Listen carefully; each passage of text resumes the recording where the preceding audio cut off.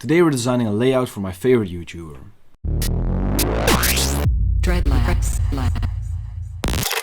What's going on everyone, my name is Tom from Dreadlabs and I'm a full-time graphic designer. If you are familiar with the content that I usually post on my channel and the work that I do, you know that I mainly do posters and album cover designs. But today we're gonna do something different. You see, I've always been a huge Pokemon fan and one of my favorite YouTubers is called FlyGunHG and he does a lot of interesting Pokemon videos. I've been watching his content for a couple of years now I think, and I'm just really enjoying it, and I thought let's just do something different today and start trying to create a layout for his videos. Not that there's anything wrong with this layout, but I just think it's really fun to do something different on his channel, and I thought why not try a YouTube layout because I've never really done those before. So without any further ado, let's get into the video.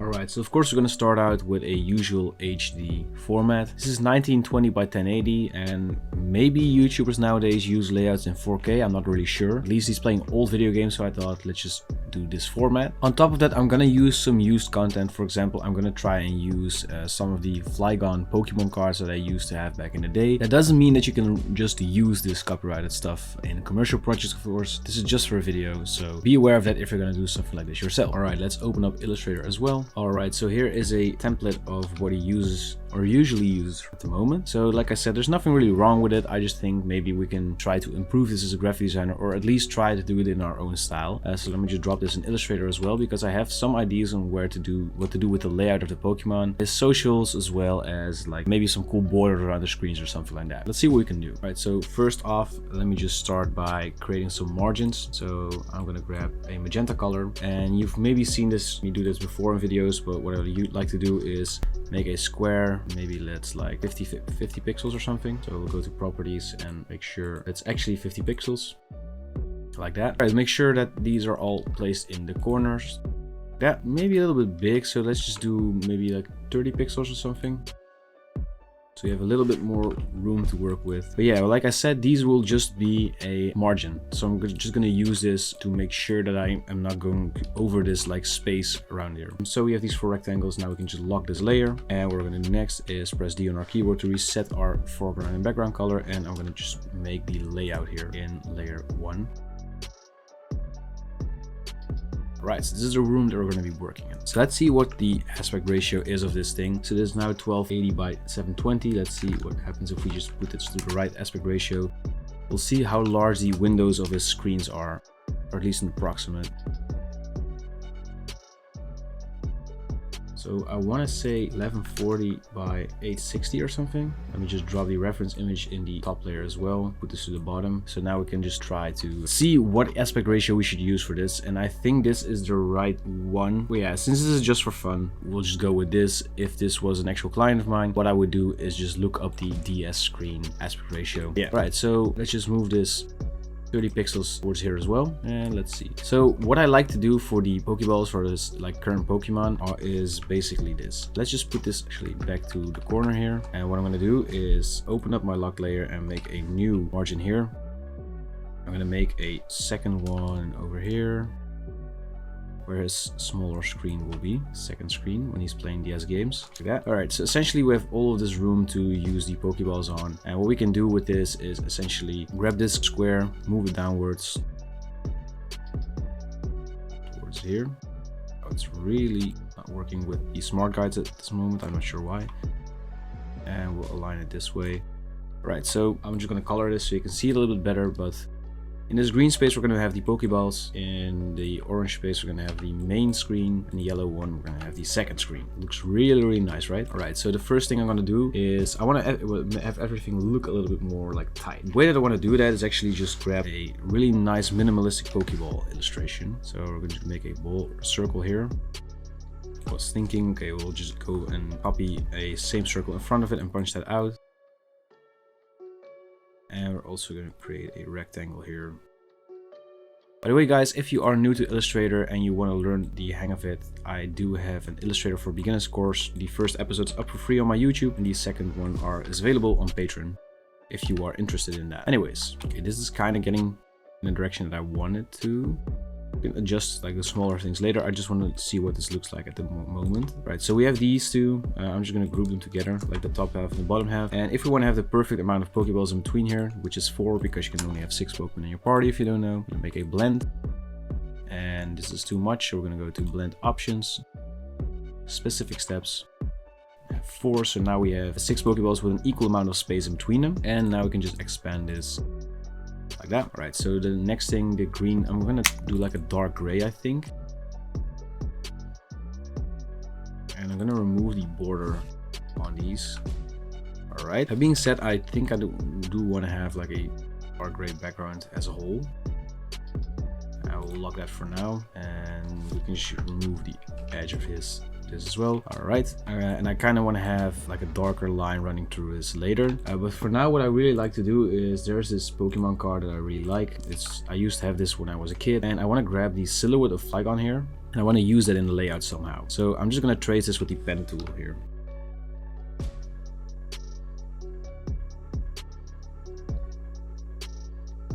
Alright, so I briefly did, oh wait, let me just branch out this part of the neck real quick. Right, now for the moment of truth, let's see if the silhouette actually looks like Flygon. Kinda, I guess. I mean, you can kinda see that it's a dragon, I hope. Anyways, alright, let's use this guy somewhere. Maybe in the background or something, you know, where it's a little bit more subtle. For now, let me just soften up these edges a little bit. For the rest, maybe like the wings as well, because his wings aren't that sharp, I feel like. Let's see. Nah, they're rounded off a little bit, so just ever so slightly like that. All right, maybe do some negative space shading. Let's see if we just give this guy an outline and we do like this, we go like this.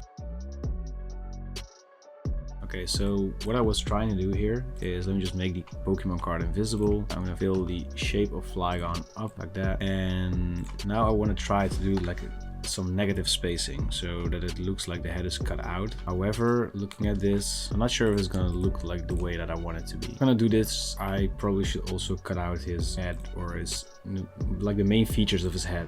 So let me just see if I can do that. Okay, it looks a little bit better, but I don't really like how pudgy this. Like, his head looks really pudgy, and that's, I think, because of the perspective. But do we leave it like that? I think, okay, I think it kind of looks better, but if you don't, let me know in the comments down below. Maybe like one more line. Ah, wait, I think I know what the problem is. So let's just cut these two in half. And this one, I'm gonna just continue through here. And this one I'm just gonna delete for now here, and then look like this. And then maybe have this guy continue all the way through here. What this looks like. Still not what I wanted. Maybe we should like make them thinner a little bit. Better, but still. Yeah, I think it's because like that this part of the head is just, the eye is separate, if that makes sense. So what I'm gonna do is delete this line and then have this line continue all the way through the rest of his eye goggle thingy. That makes a little bit more sense. Yeah, like it looks more like the eye now actually, but his eye looks a little bit fat, so I'm just gonna do this like manually because it's the silhouette. We're not gonna be seeing that card anyway, so. And then we'll also do this maybe with the ears, or the antenna, or whatever they are.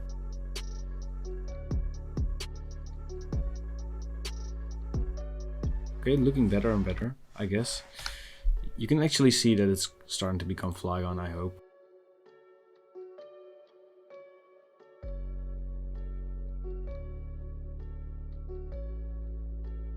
Alright, it kind of looks alright, I guess. Now I kind of want to do the hands and stuff as well. Let's just do that because I just want to have this. Now I want to make it good, so.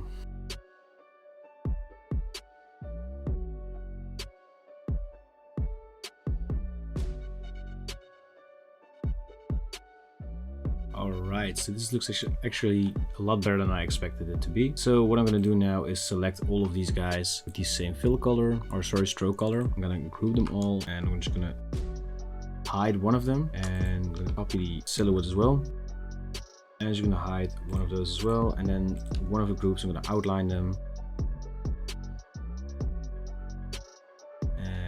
Once we do that, we turn it into a compound path and we punch this out of our silhouette here. And now we should have a nice looking Flygon silhouette. All right, and let's up the opacity again. All right, looking good. So what I think would be cool is if we have him here, maybe a little bit darker. Like that. And of course we have these screens here, put those to the top. And actually we're gonna use the same color here to to be in the background of these Pokeballs here. Like that. Yeah, it looks a little bit better. So what I'm going to do as well is copy these Pokeballs, make a compound path out of them, and basically we'll group these together. Go to isolation mode, see what's happening here. We have the compound path and the rectangle. Why is the compound path isn't visible? Alright, so yeah, what we're basically going to be doing is trim off unused parts. And so mainly these edges here and these edges here.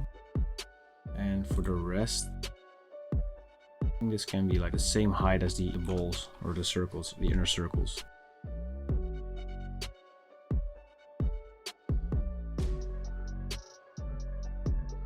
Like that. Delete this rectangle. Yeah, I probably should have done that first. So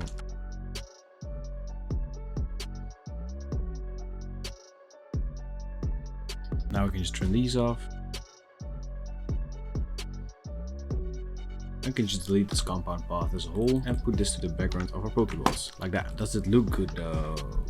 I don't know yet, so let me just make this a little bit lighter. I think something like that should do the trick, I think. Alright, so the next thing I would like to do is I'm gonna move these things 10 pixels inward, maybe 15 pixels. Yeah, 15 because that's half of 30 and the margin was 30 when we started doing these in the corner. So basically what I would like to do is grab these outer ones and use a nice border of some sorts there. So let's just trim these off. That.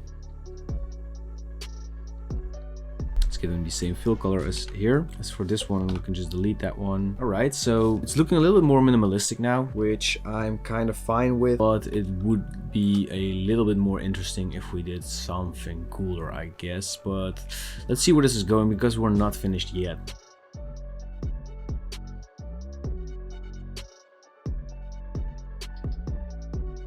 So when doing icons, what I usually like to do is just create two squares.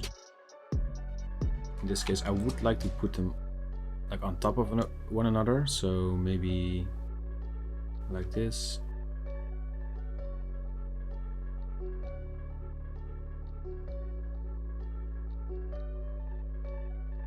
Alright, so now make sure that this is 130. And what I would like to do, I think, either place these next to one another, so we'll just move this object here. Oops, let's make a copy first. And now we can just place these in there. And now we can just scale them accordingly so the aspect matches like the fitting of the square that we're using. So you might see that the Twitter is overlapping a little bit, and that's because it's like visibly maybe a little bit smaller than the Twitch logo. Let's see what works. I think they're a little bit large now. So what I want to do now is just scale these down, put them inside the cube. Let's make these invisible again. Looks a bit better. I'm just also going to make an option where they are on top of one another. And then we'll scale these so that the height is 130.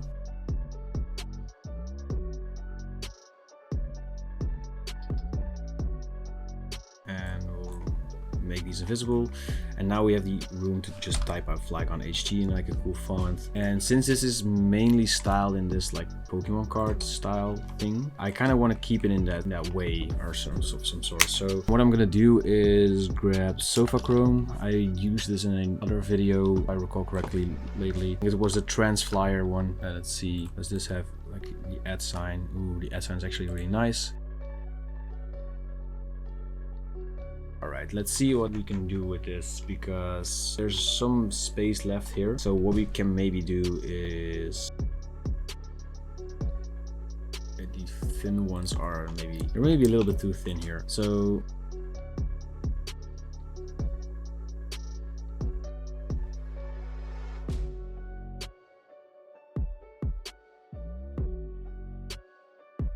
Maybe double up this, but this doesn't really work that well. Whereas if we just vertically scale the font, does that work for the font? No, it really doesn't. Right, so I think I'm going to do something what I like to call improvising. If you're not sure yet, I do these videos on a whim. So some of my tutorials I do prepare, but these videos I just do everything on the get-go and like without any preparation whatsoever. So that means that you might have to improvise something from time to time, which I'm completely fine with, by the way. So we'll have this.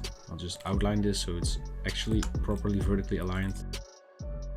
This, we'll group this and we'll align it towards the right here, and we'll vertically align it to Pokeballs here, like that. What I'm gonna do is grab one line,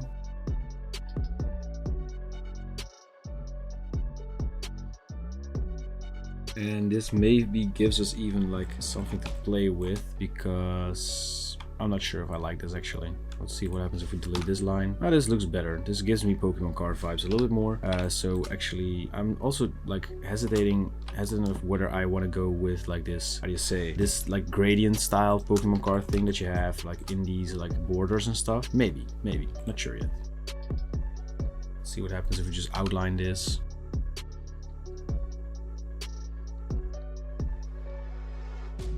Does this work? Kinda, I guess. So we'll just let go of these 2 points here,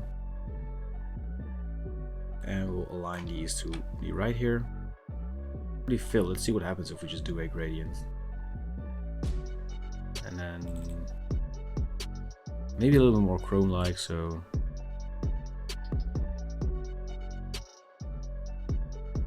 let's hide this group for now. Where is it? And see what happens if we overlay this with some gradients as well. Let's put the blend mode of these extra layers to maybe overlay, screen, like that, to create some more depth. I actually kind of like this direction, I have to say. So what I kind of want to do is give this the same gradient, but then without the stroke. And we'll go to the gradient options. And we'll have the gradients here as well. Maybe I want to have this in a green gradient now. Actually pretty cool, I guess. Yeah, and the background needs to be less gray now, I think. So I do like the gray and the orange here, so let's see if we can do something with that as well. So go to gradient with a darker color. We'll sample some from these Pokemon cards. I'll just rotate this to 90 degrees, something like that. And actually I do like the idea of having these like whirls and razor wind thingies. So I actually want to put it in here as well in some way, shape, or form. So okay, the way I'm gonna do this is I'm gonna make a couple of circles. And let's try out the new 3D features of Illustrator a little bit. So I'm gonna rotate it.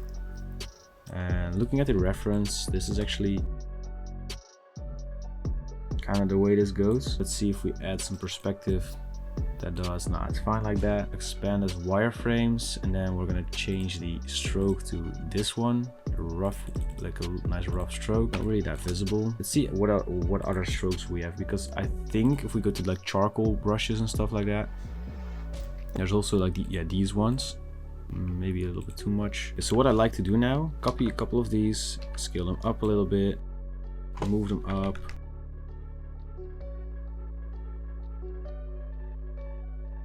Play around with the width at some places, and then just delete some random anchor points.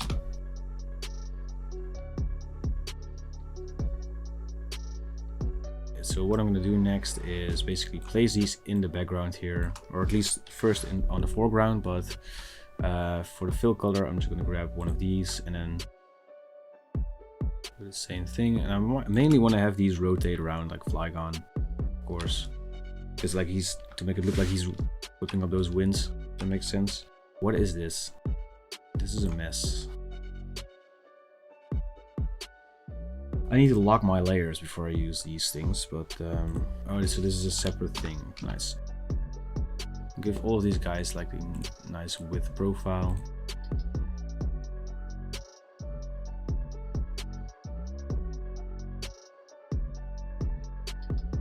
And we'll turn all of these to overlay, I think.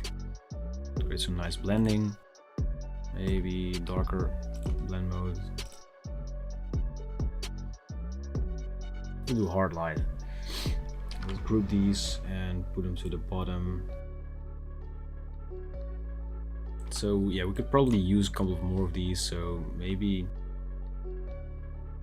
rotate them like this. And then create a couple of these, which will be like the gray air ones. It's annoying because now I deleted this one, and I actually just want this to be this gray. Got any like blend modes? I'm gonna do the same for maybe this one.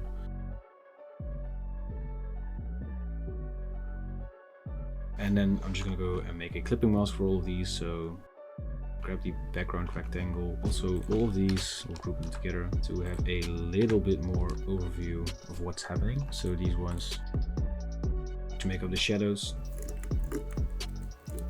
All right, looking better and better. Of course, these need to be visible still, as well as the logo for him or his text. Where is it? And I kind of want to have the same gradient, or at least almost. This is actually also pretty cool, maybe, than in the green. Ooh, I like this. This way the green comes back in the rest of the composition a little bit more. But yeah, now we need to do like the text info box here. What I'm actually gonna do is give this a stroke. Sad thing is that the miter is not working, so maybe like now it's working. Nice. And for this I want the stroke to be a little bit darker, maybe 30%, and then we can do like this. So basically the last thing I need to do is make this interface, and then I think we're done. So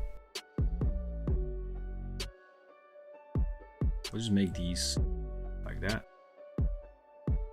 We'll do 1, 2, 3, and let's see, what do we need? We need temp, badges, depths, current level cap, and what the challenge is. So we'll do the challenge and the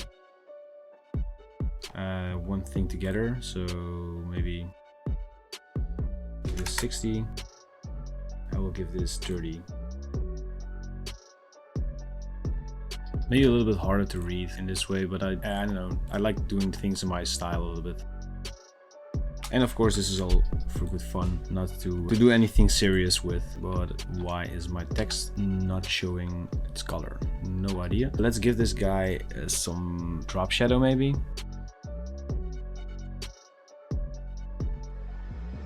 Very subtle one.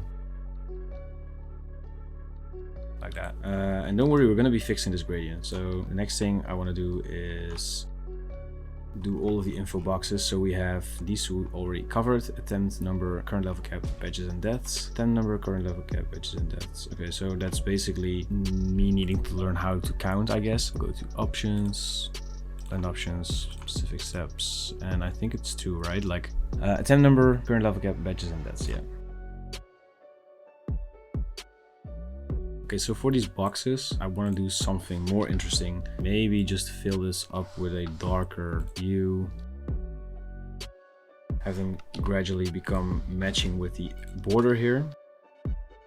This could be a little bit larger, I feel like, but I don't know. Also, I'm gonna grab our flagon and drop it in the clip group like this. And with all of that, let me just screenshot this game and then see what it looks like. Do we have everything, however? Maybe I want to make this text a little bit larger because it's quite small now. Also, maybe round these off a little bit. Like that. We'll also give this a drop shadow as well, so it's readable. Yeah, I'm gonna see if I can do this a little bit differently, maybe.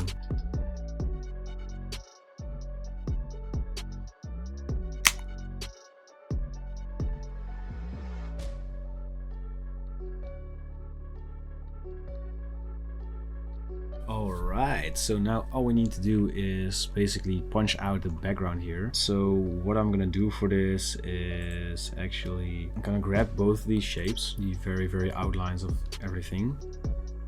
So these two compound pots, and let me just fill them up with green so I know what I'm working with.